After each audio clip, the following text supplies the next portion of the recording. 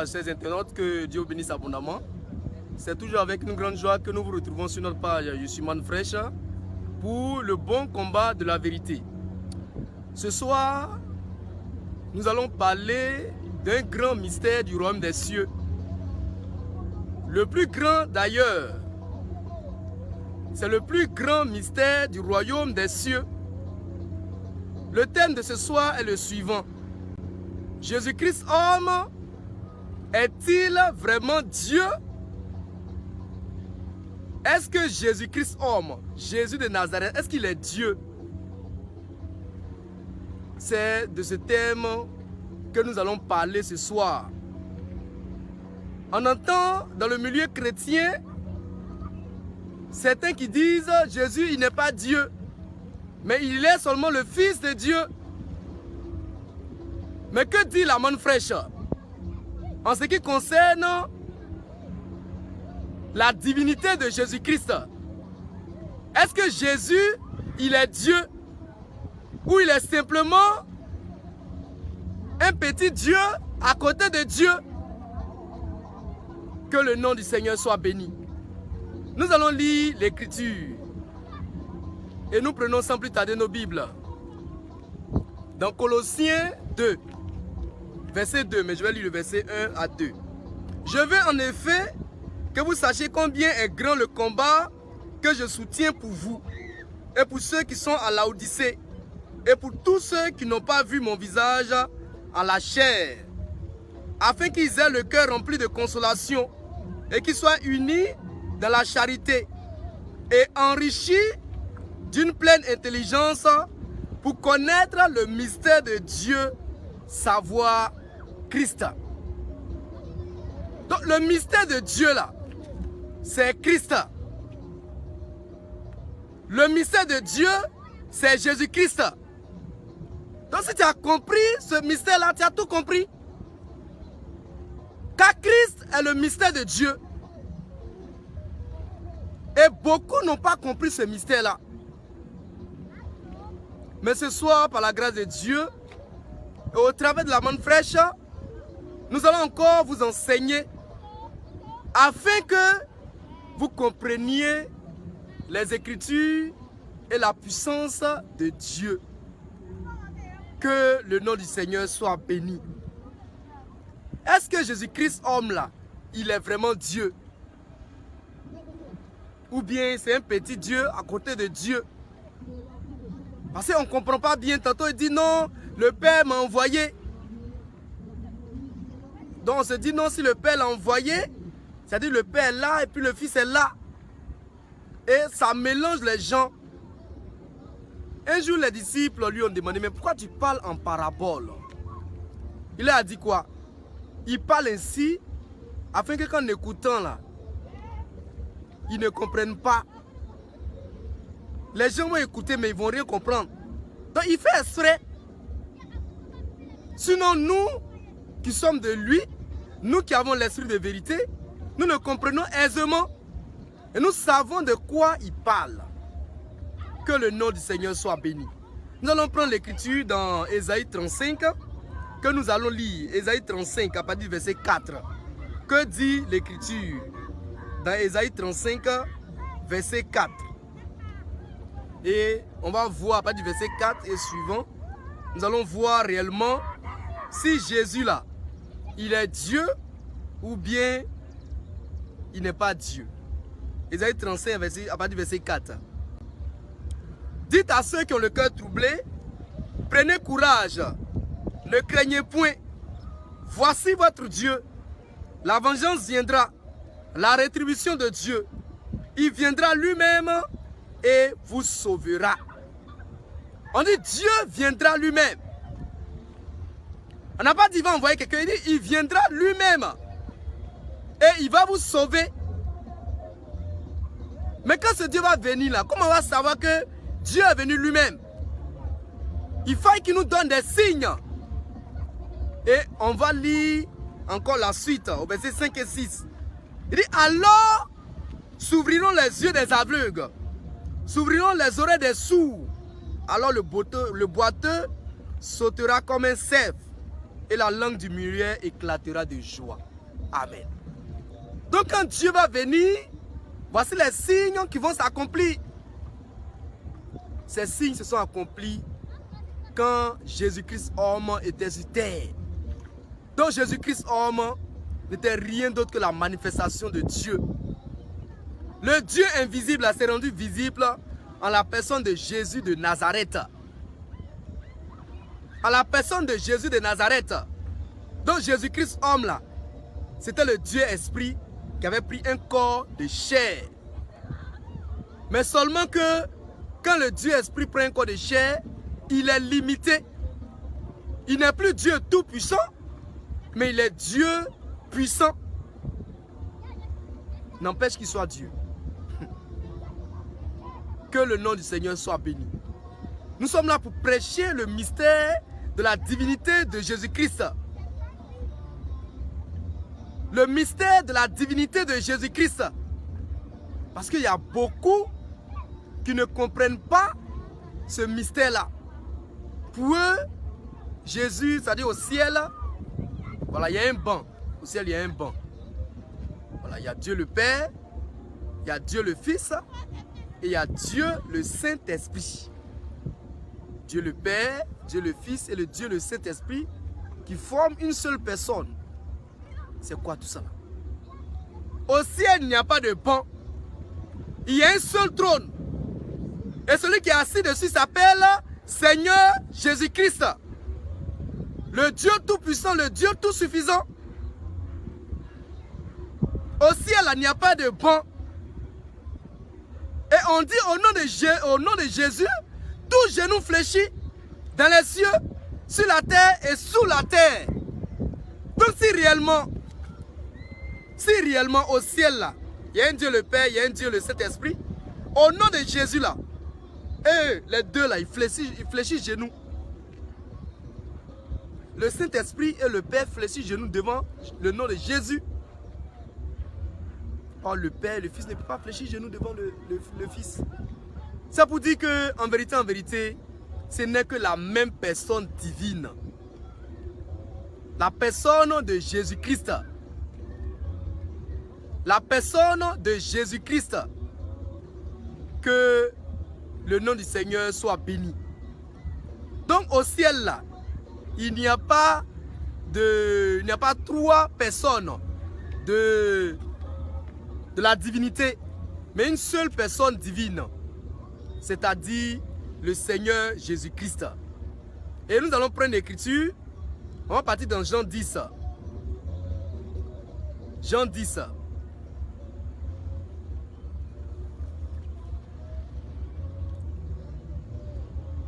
Jean 10 à partir du verset 35 et 32 et suivant. C'est un peu long, mais on va lire ce passage-là. Parce qu'il y a beaucoup qui disent que Jésus n'a jamais dit qu'il est Dieu. Voilà. Jésus n'a jamais dit qu'il est Dieu, il a seulement dit qu'il est le Fils de Dieu. Mais Fils de Dieu, là, ça veut dire quoi? Car c'est ça qu'il faut comprendre. Et je vois les musulmans qui s'excitent. On dit non, Jésus n'a jamais dit qu'il est Dieu. C'est les chrétiens même qui disent qu'il est Dieu. On va voir si Jésus n'a jamais dit qu'il est Dieu. Nous partons dans Jean 10, comme je l'ai dit, à partir du verset 32. Bon, à partir du verset 30. Jésus dit, moi et le Père, nous sommes un. Alors les Juifs prirent de nouveau des pierres pour le lapider. Jésus leur dit, je vous ai fait voir plusieurs bonnes œuvres venant de mon Père. Pour laquelle me lapidez-vous? Les Juifs lui répondirent, ce n'est point pour une bonne œuvre que nous te lapidons, mais pour un blasphème. Parce que toi, qui es un homme, tu te fais Dieu. On retient cette partie-là. Toi qui es un homme, tu te fais Dieu. Jésus leur répondit, n'est-il pas écrit dans votre loi, j'ai dit, vous êtes des dieux? Si elle a appelé Dieu ceux à qui la parole de Dieu a été adressée, et si l'écriture ne peut être anéantie, celui que le Père a sanctifié et envoyé dans le monde, vous lui dites du blasphème. Et cela parce que j'ai dit, je suis le Fils de Dieu. Amen. Parce que j'ai dit, je suis le Fils de Dieu. Mais qu'est-ce que les Juifs ont dit? Jésus lui dit, je suis le fils de Dieu. Mais les Juifs disent, toi qui es un homme, tu te fais Dieu. Parce que dans le langage hébraïque là, quand on dit je suis fils de Dieu, ça veut dire je suis Dieu. Voici pourquoi ils ont voulu le lapider. Donc, quand Jésus a dit qu'il est le fils de Dieu, il voulait dire qu'il est Dieu. Et les Juifs, ils comprenaient cela. Voici pourquoi ils ont pris des pierres pour le lapider. Et ils lui ont dit, toi qui es un homme, tu te fais Dieu. Toi qui es un homme, tu te fais Dieu. Mais à quel moment Jésus s'est fait Dieu? Lorsqu'il a dit, je suis le fils de Dieu. Je suis le fils de Dieu. Je suis Dieu manifesté en chair. Ils ont dit blasphème. Toi qui es un homme là, tu peux pas être Dieu. Or, Dieu, effectivement, a pris un corps de chair et il était sur terre. Donc, Jésus de Nazareth a dit ici qu'il était Dieu. Donc, les musulmans, ceux qui crient pour dire non, Jésus n'a jamais dit qu'il est Dieu. Jésus a dit qu'il est Dieu. Voici pourquoi même ils l'ont tué. Ils l'ont lapidé. On dit, toi qui es un homme, tu te fais Dieu. Et les gens n'aiment pas ce mystère-là. Ils n'aiment pas cette parole-là. Ils n'aiment pas cette prédication. La divinité de l'homme. La divinité de l'homme. On dit un homme ne peut pas être Dieu. Non, ce n'est pas possible. L'homme qui a été créé à l'image de Dieu, pourquoi il ne peut pas être Dieu? Que le nom du Seigneur soit béni. Est-ce que Jésus-Christ homme, il était vraiment Dieu? C'est à cette question que nous sommes en train de répondre. Et nous vous disons que Jésus-Christ homme là, il était Dieu. Que dit Jean 1 verset 1? Au commencement était la parole. Et la parole était avec Dieu. Et la parole était Dieu. Elle était au commencement avec Dieu. Toutes choses ont été faites par la parole. Toutes choses ont été faites par la parole. Et rien de ce qui a été fait n'a été fait sans la parole. Au verset 14, on dit, et cette parole a été faite chair. Donc la parole a été faite chair. Donc Dieu a pris un corps de chair. Il est venu sur la terre. Et c'est un scandale. On dit non, pourquoi Dieu peut devenir un homme? Mais il est Dieu. C'est parce qu'il est Dieu qu'il peut devenir un homme. C'est parce que Dieu, il est Dieu qui peut devenir un homme. On dit non, Dieu, bon, il est Dieu, il n'a qu'à rester dans tout. Non. Dieu aussi, il décide de devenir un homme. Que le nom du Seigneur soit béni. Nous avons encore des preuves, des versets pour attester véritablement que Jésus là, il est Dieu. Nous allons prendre Zacharie 12. Zacharie 12, le verset 10. Que nous allons comparer au deuxième passage que vous apprêtez. Zacharie 12, verset 10. Donnez-moi le deuxième passage d'abord. Donnez-moi dans une autre Bible. Apocalypse 20. Apocalypse 1, verset 7. Bon, on va lire d'abord Apocalypse 1, verset 7. Apocalypse 1, verset 7.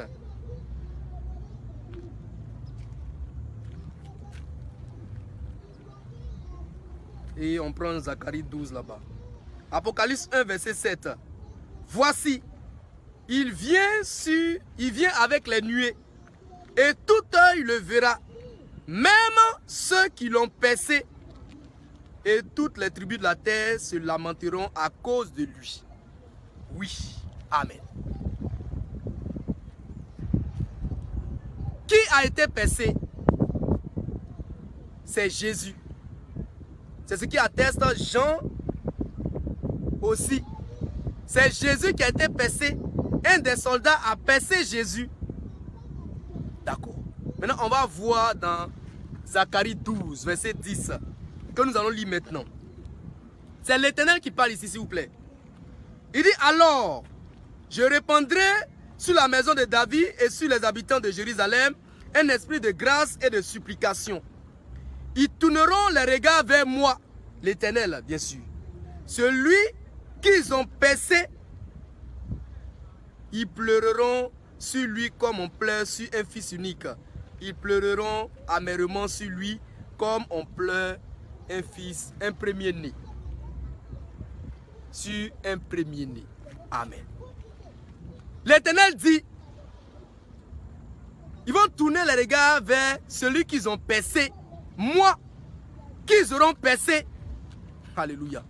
L'Éternel dit qu'il a été percé.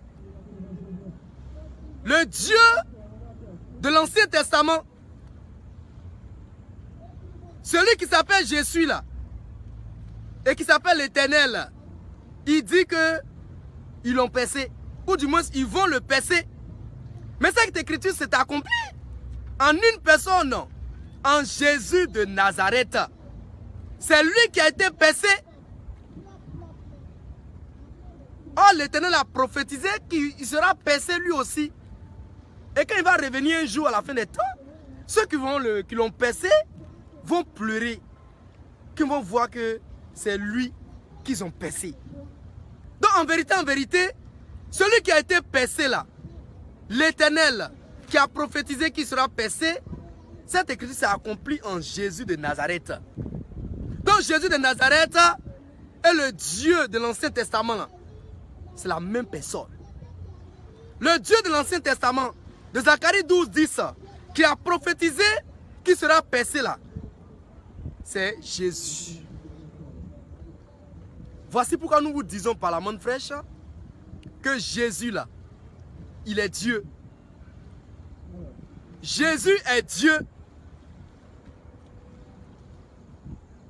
Jésus est Dieu. Et comme pouvait le dire Paul dans 1 Timothée 3, versets 15 et 16, que nous allons lire, le mystère de la piété est grand.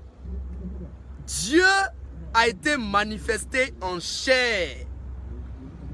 Dieu a été manifesté en chair. Le mystère de la piété est grand, effectivement. Nous lisons 1 Timothée 3, verset 16. Il dit, et sans contredit, le mystère de la piété est grand. Dieu a été manifesté en chair, justifié par l'Esprit, vu des anges, prêché aux gentils, cru dans le monde, élevé dans la gloire. Ce Dieu-là, qui a été manifesté en chair, n'est rien d'autre que Jésus-Christ. Donc le débat est clos.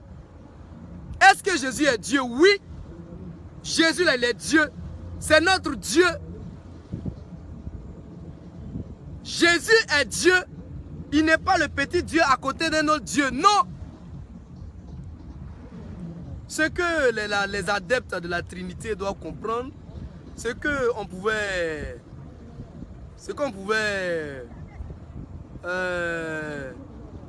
peut-être prêcher, c'est la trinité de fonction.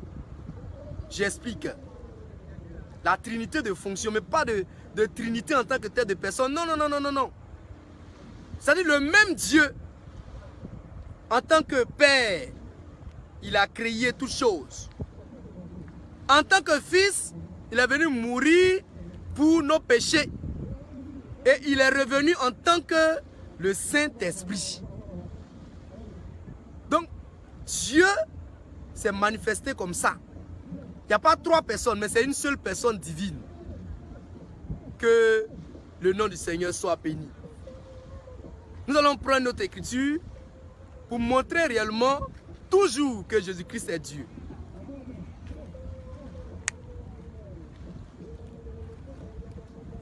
On va prendre Jean 14, 16 et Jean 15, 26. Jean 14, verset 16. Ici, j'ai Jean 14, verset 15, que je vais lire. Jean 14, 15.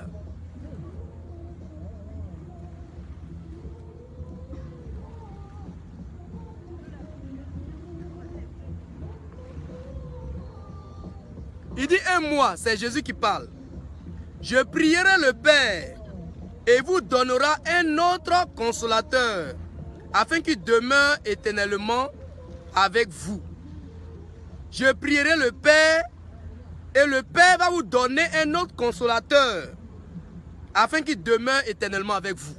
Donc ici, c'est le Père qui va donner un autre consolateur. On va prendre maintenant Jean 15, verset 26, que nous lisons aussi. Jean 15, le verset 26. Jean 15, 26 dit quoi? Et quand sera venu le consolateur, que je vous enverrai,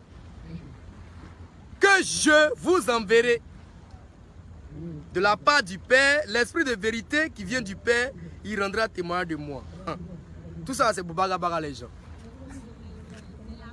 Dans Jean 14, verset 16, il dit c'est le Père. Je relis ça, Jean 14, verset 16.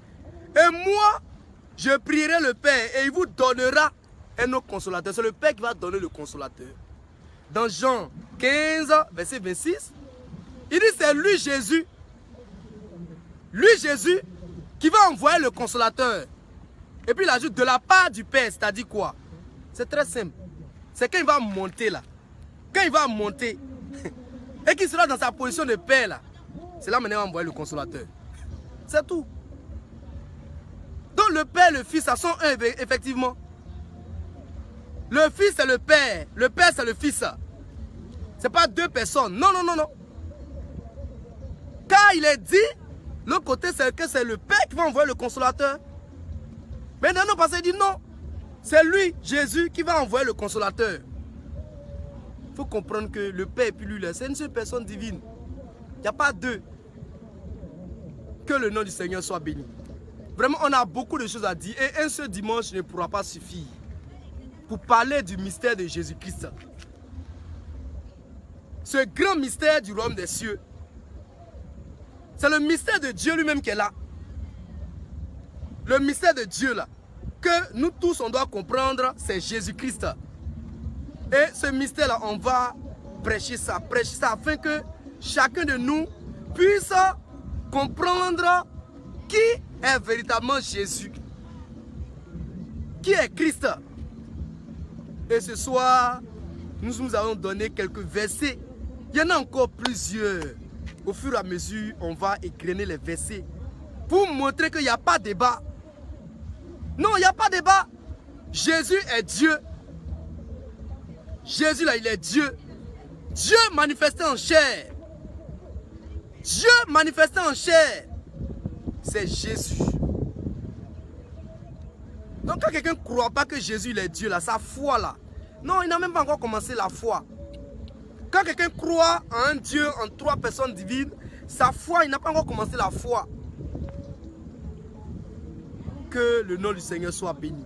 Cette vidéo là, il faut la partager. Il faut bien écouter.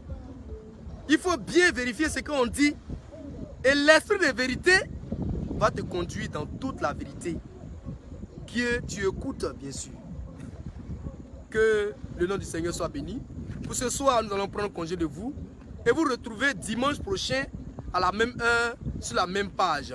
D'ici là, portez-vous bien. À bientôt.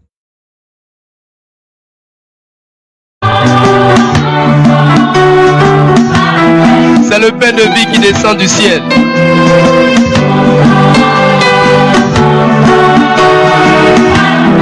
La parole prophétique de l'aube et du matin.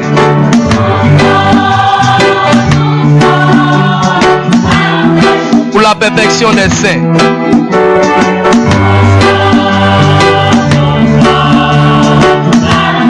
Le grand rassemblement des aigles.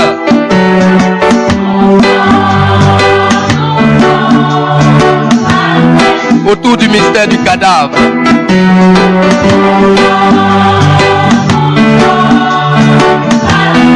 De Matthieu 24, 28.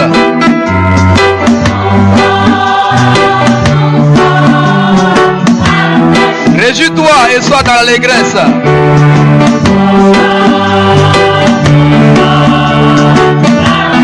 Épouse ivoirienne.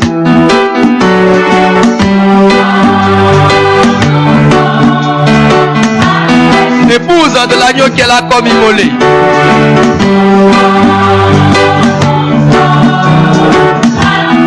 Réjouis-toi et sois dans l'allégresse.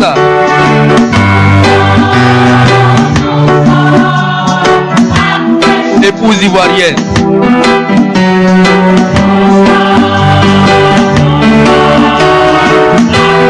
En avant pour le grand combat de la vérité.